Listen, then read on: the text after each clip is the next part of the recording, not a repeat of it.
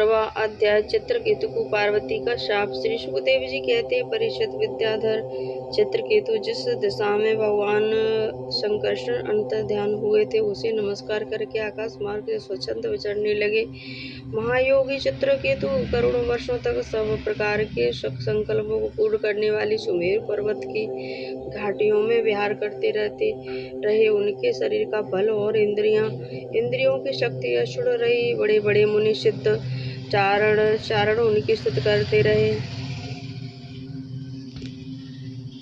उनकी प्रेरणा से विद्याधरों की स्त्रियां उनके पास सर्वशक्तिमान भगवान के गुण और लीला का गान करती रहती। एक दिन चित्रकेतु भगवान के दिए हुए तेजोमय विमान पर सवार होकर कहीं जा रहे थे। इसी समय उन्होंने देखा कि भगवान शंकर बड़े बड़े मुनियों के सभा में सिद्ध चरणों के बीच बैठे हुए और साथ ही भगवती पार्वती को अपनी गोद में बिठा रखे एक हाथ से उन्हें आलिंगन किए हुए हैं। यह देखकर चित्रकेतु विमान पर चढ़े हुए उनके पास चले आए और भगवती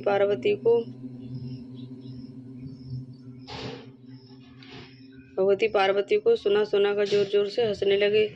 चित्रकेतु ने कहा, वो ये सारे जगत के धर्म शिक्षक और गुरुदेव ये समस्त प्राणियों से श्रेष्ठ है। इनकी यह दशा है कि भरी सभा में अपनी पत्नी को शरीर से चिपका कर बैठे हुए हैं। जटाधारी बहुत बड़े तपस्वी ब्रह्मवादियों के सभापति होकर भी साधारण पुरुष के समान निर्लजता से गोद में स्त्री लेकर बैठे हैं। प्राय साधारण पुरुष भी एकांत में ही स्त्रियों के साथ उठते बैठते हैं, परंतु ये इतने बड़े व्रतधारी होकर भी उसे परिसभा में लिए बैठे हैं।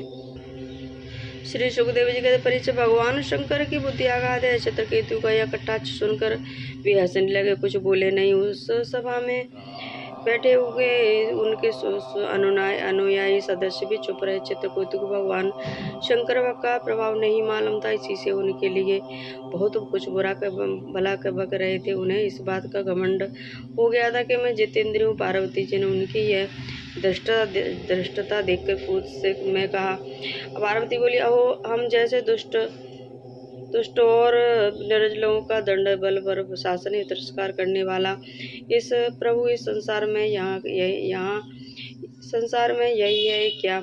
जान पड़ता है कि ब्रह्मा जी, भृगु, नारद आदि उनके पुत्र सनकादि, महर्षि कपिल देव और मनु आदि बड़े बड़े महापुरुष धर्म का रहस्य नहीं जानते, तभी तो वे धर्म मर्यादा का उल्लंघन करने वाले भगवान शिव को इस काम से नहीं रोकते। ब्रह्मा आदि समस्त महापुरुष जिनके चरण कमल का ध्यान करते हैं, उन्हीं मंगलों को भगवान मंगल बनाने वाले साक्षात सदगुरु जगत गुरु भगवान और उनके अनुयायी महात्माओं का इस अत्यंत अधम क्षत्रिय ने तिरस्कार किया और शासन करने की चेष्टा की। इसलिए यह ढीठ सर्वदा दंड का पात्र है। इसे अपनी बड़प्पन का घमंड या मूर्ख भगवान श्री हरि के उन चरण कमलों में रहने वाले योग्य नहीं है। उनकी उपासना को बड़े बड़े सतपुरुष करते हैं। चित्रकेतु को संबोधन करके अतः उत्तर मते तुम पाप में अनुयायी आ जाओ। ऐसे बेटा तुम फिर कभी किसी महापुरुष का अपराध नहीं कर सकोगे।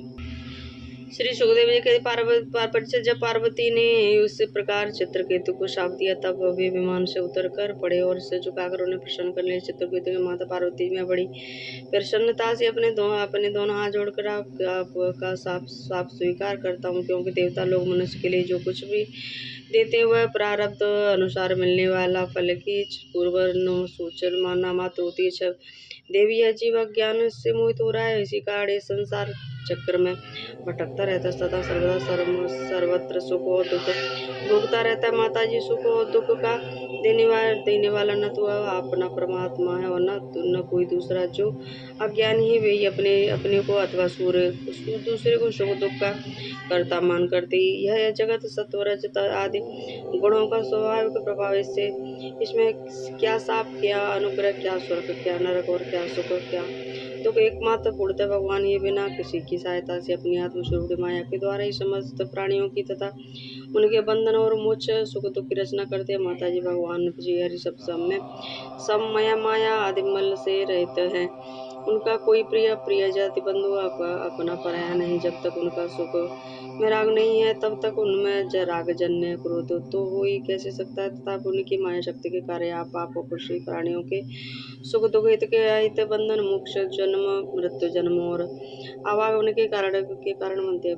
प्रति प्राण देवी में शाप से मुक्त होने के लिए आपको प्रसन्न कर रहा हूँ। मैं यह चाहता हूँ कि आपको मेरी जो बात अनुचित प्रतीत हुई उसके लिए क्षमा करें। श्री सुखदेव जी के बच्चे विद्याधर चित्रकेतु भगवान शंकर पार्वती को इस प्रकार प्रसन्न करके उनके सामने विमान पर सवार होकर वहां से चले गए। उससे वह लोगों को बड़ा विस्मय हुआ। बहुत भगवान शंकर ने देवता ऋषि दैत्य सिद्ध और पार्षदों के समान सामने ही पार्वती जी से यह बात कही तो भगवान शंकर ने कहा, सुंदरी दैत्य लोग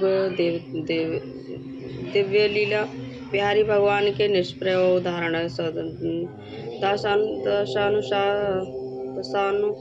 दासों की महिमा तुमने अभी अपनी आंखों से देख ली। जो लोग भगवान के शरणागत होते वे किसी को भी नहीं डरते, क्योंकि उन्हें स्वर्ग मोक्ष नरकों में भी एक ही इस वस्तु के केवल भगवान के समान भाव से दर्शन होते रहते हैं। जीवों को भगवान की लीला ही देह का संयोग होने के कारण सुख दुख जन्म मरण और शाप अनुग्रह आदि द्वंद्व प्राप्त होते। जैसे स्वप्न में वेद ब्रह्म से सुख दुख आदि की प्रतीत होती है, वे जागृत अवस्था में ब्रह्म बस माला में ही पर सर्व बुद्धि हो जाती। वैसे ही मनुष्य ज्ञान बस आत्मा में देवता मनुष्य आदि का भेद तथा गुण दोष आदि कल्पना कर लेता है। जिनके पास ज्ञान वैराग्य बल है और भगवान वासुदेव के चरण में भक्ति भाव रखते हैं, उनके लिए इस जगत में ऐसी कोई भी वस्तु नहीं है जिसे वे है काया अपदा उपाधि समझकर राग द्वेष करे। मेरा ब्रह्मा जी के सनकादि नारद ब्रह्मा जी के पुत्र भृगु आदि मुनि और बड़े देवता कोई भी भगवान की लीला का रहस्य नहीं जानते। ऐसी अवस्था में जो उनके नन्हे से नन्हे अंश हैं अपने को उनसे अलग ईश्वर मान बैठे हैं, वे उनके स्वरूप को जान ही कैसे सकते हैं। भगवान को न कोई प्रिय न प्रिय न उनका न कोई अपना है न पराया, वे सभी प्राणियों की आत्मा है, इसलिए सभी प्राणियों के प्रियतम है।